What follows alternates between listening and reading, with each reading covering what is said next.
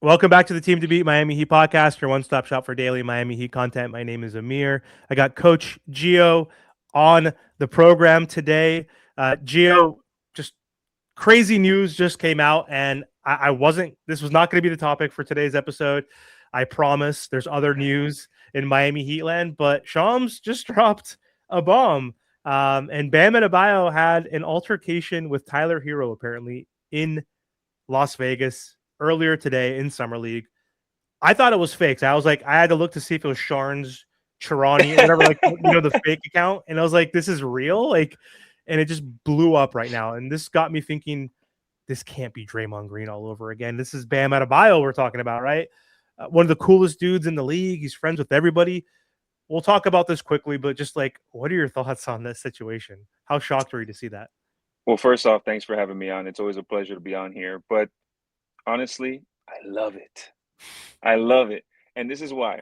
Okay, this isn't a Draymond Green, Jordan Poole situation where Draymond has a history of, let's say, making questionable decisions as it pertains to extracurricular activities, both on and off the floor. Right? Like Fair. Draymond has stepped on dudes, he's thrown hands, he's flipped dudes. Like we choked Rudy Gobert out once. Like Bam has never had an altercation like that. At most, we've seen Bam maybe split up an altercation that has happened. He might get in between, which not too long ago, several Heat fans were always complaining about, oh, Bam doesn't have that dog. He doesn't get involved and he doesn't throw hands. Well, something must have been percolating. We all know the rumors and the tweets that came out maybe about a week ago of Tyler tweeting about mid-range shooting, and then he was DMing someone else. Mm-hmm. Yep. You and I talked beforehand. I think there's more to it. Just because of Bam's personality, he's the guy that everybody in the league gets along with. Nobody has anything bad to say about him in terms of players and coaches. And I think there might have been more, man. They were teammates for about 7 years. I grew up in and you and I are similar in that our parents weren't the ones that to tell us, hey, start something. But you better believe if something was started, we had to go ahead and end it. And I think that's all this was.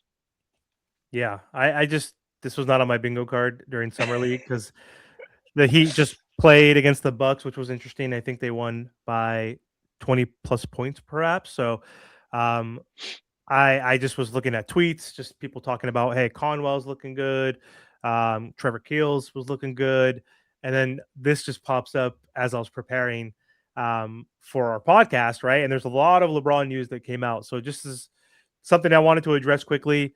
It's not in his character, to your point, like Draymond Green, who's had anger issues verbally, physically, off court, on court. So it is a little shocking. I'm just really interested in to like getting more information about like what was said. Perhaps I don't know if it will come Yeah. out, but right now it's he said, she said type stuff at this point. So all speculation. But gosh, I mean, hopefully it was something he said something crazy or was noteworthy where he put his hands on him. Like, because like you're a grown man, Bam. Like you shouldn't be doing that, but again, we're human beings, man. We can only get pushed so far, right? So, What's pettier? Let me ask you a question. What's pettier? What Tyler did in those messages or what Bam did?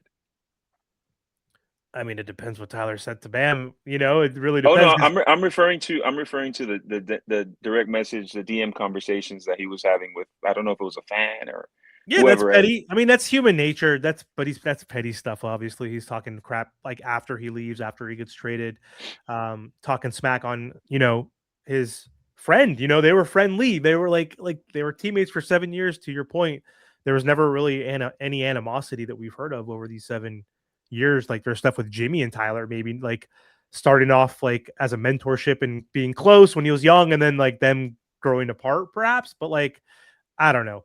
Let's switch topics. I don't want to talk about Tyler Hero.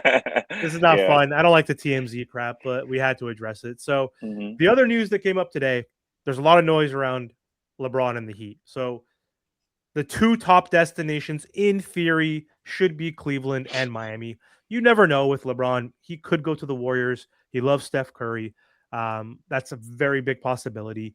Maybe the T Wolves, who knows? But anyway, as of late, it's mostly been Miami and Cleveland. And as of late, there's been a lot of noise around the Miami Heat. So it was Sam Amick basically said, I had somebody tell me today that some team basically believes that the Miami Heat are in the lead, and then Windhorst also came out basically saying that there's other teams, other cities he could possibly sign with. Like signing with Cleveland is not a done deal, basically. Like so, there's a lot of noise coming out from the national guys, and so what do you speculate in your opinion? Do you think it is getting closer for him to one make a decision and two choosing to return to the Miami Heat? What are your thoughts on the whole situation today? Well, yeah, I do think first off, he's earned this. He's earned the opportunity to take his time. Yeah, Although some speculate, I'm one of those, and there's nothing wrong with that. People are how they are. LeBron likes a little bit of drama. He does. He likes that, and it's and okay. attention.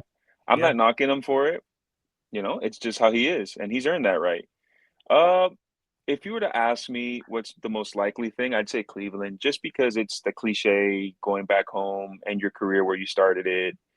Even though his home is actually Akron, but we know that that's the closest professional sports team. I don't like the fit with their current roster, just simply because I believe they're a little lacking defensively, and we're assuming he's starting, which I don't think he would bring LeBron off the bench, and just never. great players. Donovan's a great player, and so is James. But they're I can't rely on them defensively, especially in the playoffs. Golden State, in terms of vibes, in terms of who he can connect to on a one-on-one level personally, just because they're his contemporaries, right? You have Horford, you have Steph, you got Jimmy, you've got Draymond, technically, Draymond. if he resigns, yeah, That would be first off. I think that might be the oldest team in NBA history. But those are his contemporaries. Those are men that they grew up in the same era. You know what I mean? I think he probably had the most fun there in that sense, just vibing with those guys. But people will say, "Oh, you're biased." Listen, man, I know ball. I think what he would have in Miami, he wouldn't get anywhere else. First off, he'd be playing with probably the best player out of all the teams that I just mentioned in Giannis. He'd have Bam. So right there, you have two of the top five defensive players in the league. And we're not even talking about Davion. We're not talking about Pella. We're not talking about Wiggins. LeBron would just have to be the playmaker. He'd play point, which is really what his preference is. And he wouldn't have to guard the other team's best player or even the second best player or even the third best player. He can literally guard whoever's the least dangerous offensive option. And LeBron can still play great defense in moments when he needs to. So I think the best basketball fit for him, people say, oh, the shooting. Listen, great players figure it out. And Miami doesn't have a bunch of slackers either. You got Bobby Portis, who's been shooting 35+% on high volume for 9+ years, 45% last year. You got Wiggins, who's 40% or 41% on 5 threes a game. Got Davion, who's been 40 plus ever since he's been wearing a Heat jersey. Bam has been a more willing shooter, even though the efficiency needs to improve. The two previous seasons, he shot 35.7% both seasons. not You, horrible for a new Not shooter. horrible. Yeah, You have Tim Hardaway Jr., who led every bench player in the league in 3-point shooting, and he shot 40%. Simone, I mean, they have shooters now. Do they have an elite shooter like a Duncan Robinson or a Klay Thompson? yes, they do. They do now. Niko Jovic shooting like 80% in FIBA. He's gonna come back. That 80% is gonna translate to 50. He's back, baby. Hey man, I don't think they have that elite guy, but it's not over No. yet. I think there's a guy that they're aiming to bring in that it'll all be revealed to us at a later date. But I think that this is in terms of basketball fit, in terms of closing the loop of how things ended in Miami, maybe winning one more for both him and Pat before they're on their way out. I think it's too good of a story. Not to mention, if Miami can figure out a way to bring Bronny, I mean, I think Spo can develop this guy into, a more athletic version of a Gabe Vincent, let's say, right? They're different players. They're different players, but I think they can carve out a niche for Bronny to have a nice career. Nothing groundbreaking, but he can have a nice career with a system like what they have down in Miami. Or a better Drew Smith, basically, right? Maybe it could be like a better Drew Smith because I think he's a better. I think he might be a Yeah, better defender than Gabe. a better what than Gabe? I'm sorry. Defender than Gabe, perhaps. Yes, I agree with that. Bronny is very strong. I don't think people understand how strong this guy is. if you ever watch tape on him when he gets switched out to a larger player in the post, watch how strong he is. It's similar. I'm not saying he's because Drew is one of my favorite players of all time, but very rarely will you see Drew Holiday switch onto a larger player and him just back him down. Bronny is very similar in that sense. Let me stop you there. I meant Drew Smith because when you said one of your favorites of all time, and I thought I meant Drew Smith, not Drew Holiday. Oh no, I know. Uh, I know you were talking about Drew Smith, but I was just using the example of Drew Holiday in Oh, the okay. post. Thank God. Okay, Yeah, thank yeah, God. yeah. I was gonna say, okay. I also, how dare you ask me if I watched film on Bronny, which is, of course, I have not. One, I hate the Lakers. Two, I would not waste my time watching his film. But yeah, I mean, he's got really, really good genetics. His dad is right. So, um, yeah, that could be interesting. That could be interesting bringing him along. I don't know if that's a prerequisite, perhaps. I mean, No, no. it'd be kind of corny if it was. Like if he's like, "All right, Daddy's moving, come with me," and he's like a 20-year-old, 21-year-old. He probably wants to carve out a name for himself now. I'm assuming. Like you want to, you know, Yeah. build your own reputation, right? Especially when there's Mm-hmm. nepotism theoretically or hypothetically or allegedly involved, right? With your Allegedly. success. Um, but yeah, so I agree with you that I think Cleveland is more likely, um, just because it makes the most sense. It's his home. LeBron was saying, I think, I don't know what podcast or show he was on. He was basically saying that there's a few teams he doesn't like playing against or at, like it's Memphis and Yeah. Milwaukee, and then he threw in like I also don't like even playing at home, and I'm from there. So Mm-hmm. it's like some people get like say, "Oh, where do you want to live? Miami versus Cleveland?" It's like, dude, this guy lives everywhere. This guy's almost a billionaire or is a billionaire. He's like Yeah. it's a 6 month season, and for 3 of those months you're traveling on the road. You're not at home. Like, yeah, it's nice that he goes home, after a game on a home game. He drives his own car, but he goes back to his freaking like mega mansion. So he's not really like living in Cleveland, right? Like he's not worried about going out to restaurants. He's in this season anyway, right? So he's just Yeah. like living at home with his personal chef, with his kids, Mm-hmm. or his kids are even gone. What am I saying? Like like maybe his daughter, right? His daughter, yeah. Ronnie's going to be on the road, and his son's going to be playing at Zona, right? Arizona. So Mm-hmm. I don't buy into that whole like it does to a certain degree, but it also doesn't matter where the hell you live because you're It playing, you're doing your job, you're not focused on like that traditional home life until the season's over, and then that way you can live wherever you are, wherever you want if you're a superstar and you have the means. Not every NBA player has the means to live, in multiple places, perhaps. But anyway, um, I still think though all this noise though is interesting with it Windhorst is. out and Amick and Fisher and all these guys are kind of doing what they did with the Giannis stuff. Like the Heat were always positioned as one of the favorites, and then Boston came into the mix late essentially, and that could have been a leverage play. Who knows? Or they actually were interested, but it just seemed like the national guys finally, once it got closer and closer to the deadline, which was a real deadline, trading him Yeah. before the draft, more of the insiders and analysts were talking more favorably about Miami Heat. So it seems like that's happening now. So even though your inkling is going back home and it's a better story, like what are the odds? Do you think like he actually does choose the Heat? Like, because we know he knows where he wants to go. He's milking it. He's golfing. He's spending time with his family and his friends. Like, do you think he knows already won the decision? And just like how much of a likelihood do you think it is that Miami has a chance? Like you might say you think it's Cleveland. So what do you think that is? Like 60-40? Because that's where I'm kind of at this point. I think Um, it's like 60-40 Cleveland or somewhere else. I wouldn't say that he's milking it. I genuinely do think he's very meticulous. He's very curated in a sense. Um, I do think he's looking at these options. I don't think that I don't think any of this is happening by accident, right? I do think he's sitting down and really weighing all his options because he wants that farewell tour. He wants what Dwayne Wade got. He wants what Kobe got. As much as he said last year, "Oh, I don't want a farewell tour," he does. He does. So, I honestly, man, I think what he would do is sign a 2-year deal, a 1+1, Yep. where there's a player option, so he can weigh and see how how things turn out, because he could retire after a year. But I think what's more likely is that he'll know before the season starts, whenever it is, whether it's this season or next. Hey, this is my final year. That way, he gets honored the way that he deserves. Totally. And I think I'm gonna be honest with you.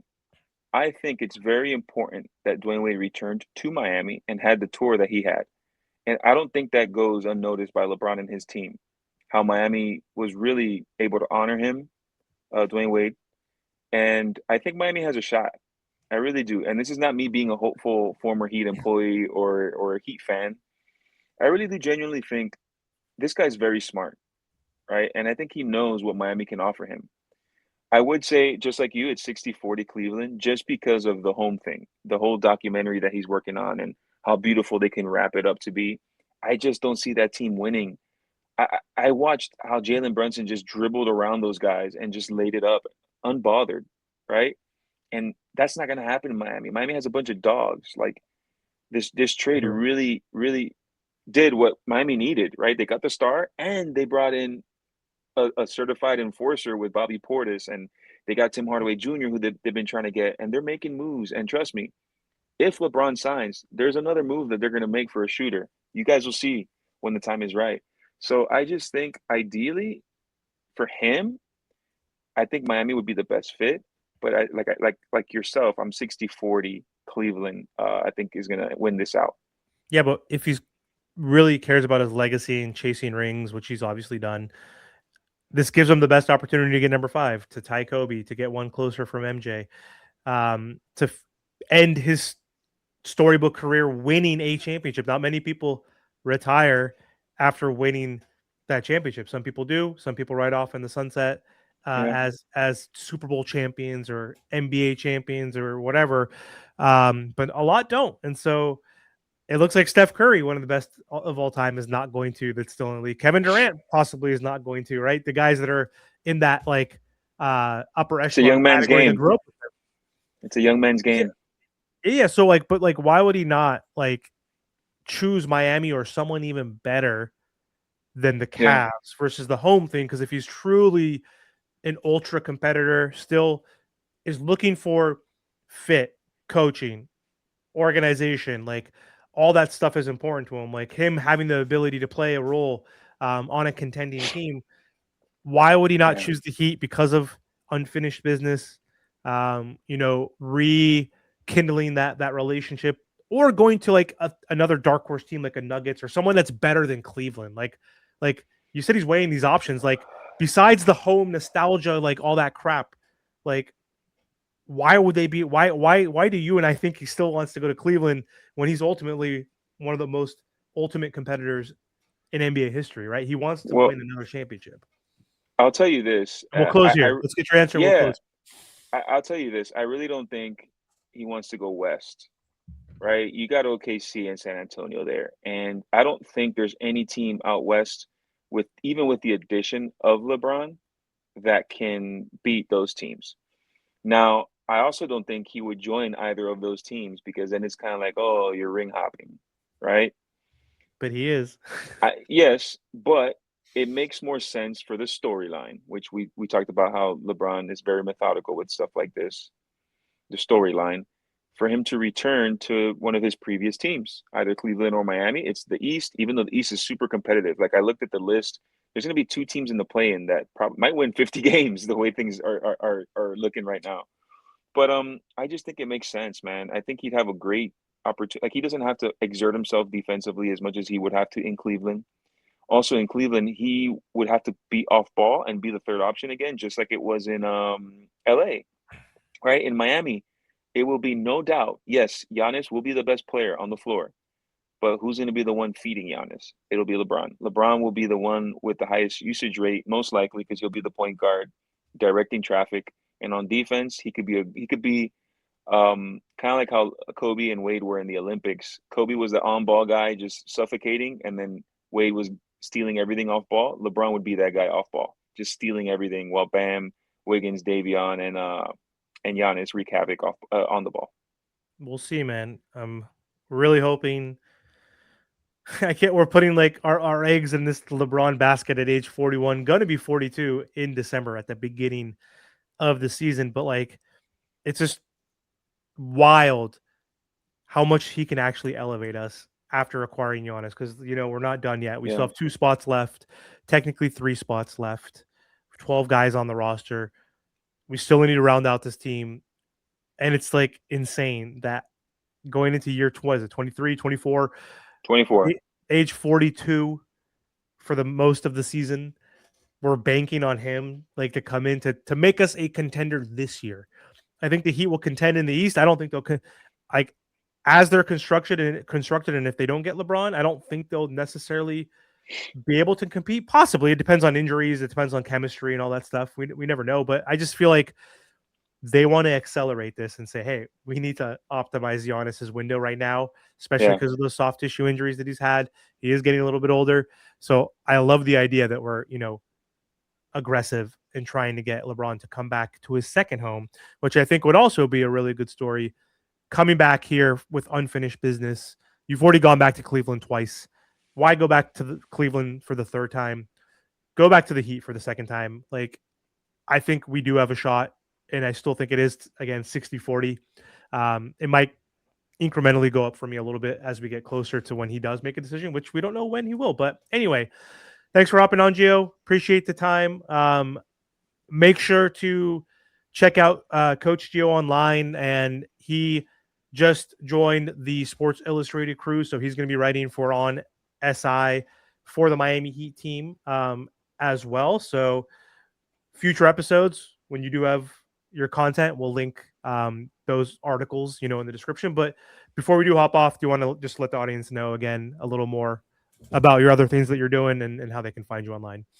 definitely. You guys can find me on any social media platform, primarily Twitter, Instagram, TikTok, at Coach Geo _.